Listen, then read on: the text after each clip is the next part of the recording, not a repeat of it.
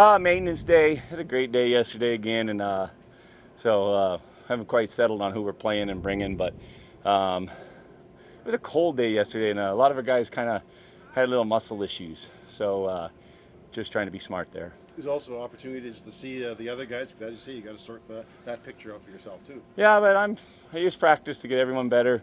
Like I don't really want to just focus on this or that. When you get your number called, you got to go in there and do the job. And ultimately, I want everyone, our vets, been here the longest. Rene Paredes has to be getting better in practice, all the way down to a rookie. So we treat it the same. But you know, if you need that maintenance day, obviously the vets have earned it, and Bo has earned that. Just one quick one. Unfortunately, Connor McGough's career comes to an end. Yeah. So I'm not sure if Connor's going to talk about it, but we did a procedure on him to kind of get some data, and the data came back that we needed to do more work. And I hope Connor feels comfortable that our organization and our team was doing what's best for him, and I feel very fortunate and lucky that we did.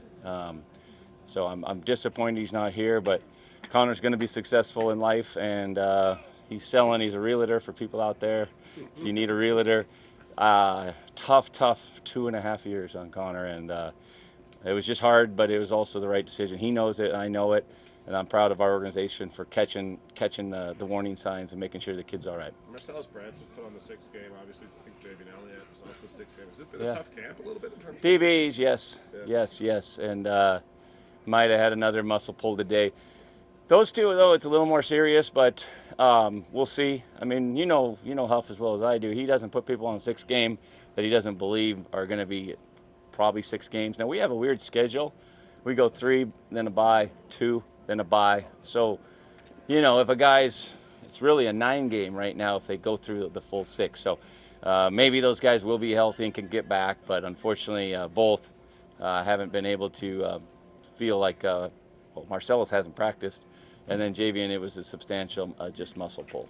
Have you gotten a sense with your DB group? Because it looks like guys are kind of all over the place a little bit. No, they are. I don't even know where they're playing sometimes. I kidded to Raheem today, line up at some will linebacker because he's been corner, half, and free safety. Don't know if he's played Sam.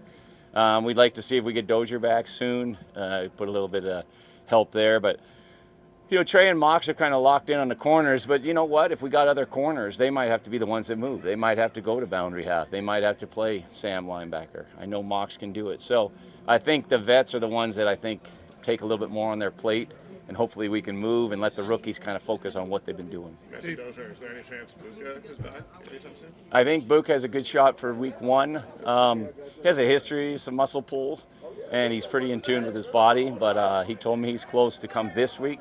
So I'm sure hopeful that that means good to go for next week.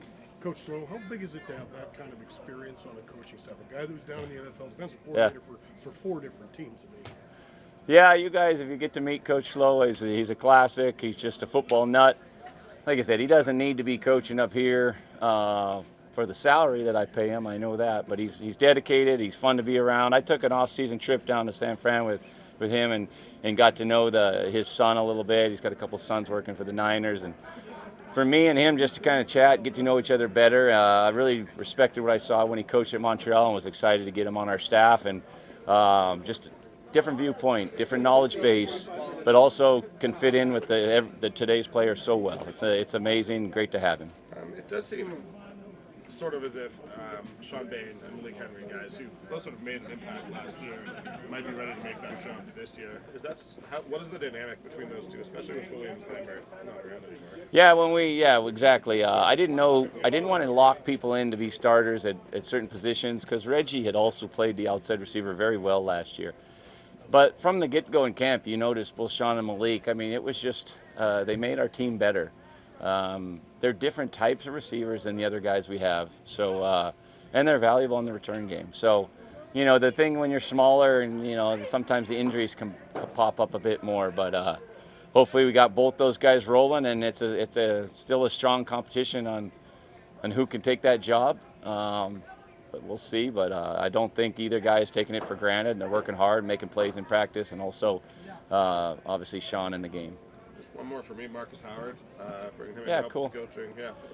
So on that program that we were able to talk to some different coaches, I thought I could maybe combo it up I had Keon Raymond here before he had to go and be a head coach for his junior team.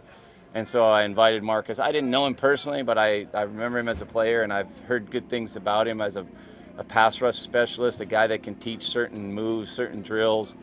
And having Cornell as a new D-line coach, I thought, why wouldn't we just bring a guy in with all that knowledge and see? So Marcus came in. He'll be here this week. Gets to go back up with us to Edmonton where he played, and so far so good. It's been nice to have him. Are you liking how the D-line is kind of shaping out? I do. Yes, they've had also a little bit of an injury bug. Jobs are available. Really, the interior is tougher to get a job, but jobs are available, and you can tell it's heavy competition. Is the ratio the last thing you work out at the end of camp? I mean, it just seems like you have potential Canadian starters all over the place, but it's complicated right now. Yeah, I mean, like I don't know if with the when I hear CBA talk and all that, I play the best player. I mean, if we play 8, 9, 10 Canadian starters, that's fine with me. If they're the best player, and I've committed to them that I don't look at passports. We play the best player, and I think we've got some great Canadian talent and some guys that are young enough that I see some high upside. So we'll just play it out exactly, Danny, on the ratio. Global competition has been excellent as well. So those are a spot that can also jump in there on special teams and give us that little extra. Sorry, can I ask one more? Sorry, Salgado's obviously a guy. He's been here for a while. Worked hard for you. Probably. Yeah. Hurt a little bit having to send him away. So with the CBA not allowing the Globals to basically compete against Canadians, he fit our mold more of what our Canadians brought onto the table, but he worked hard, had a good camp, and I hope he lands on his feet. He's surprised, but like you said, Coach, or for Andres, he was a worker. It was tough to cut him. Part of the bad part of our business.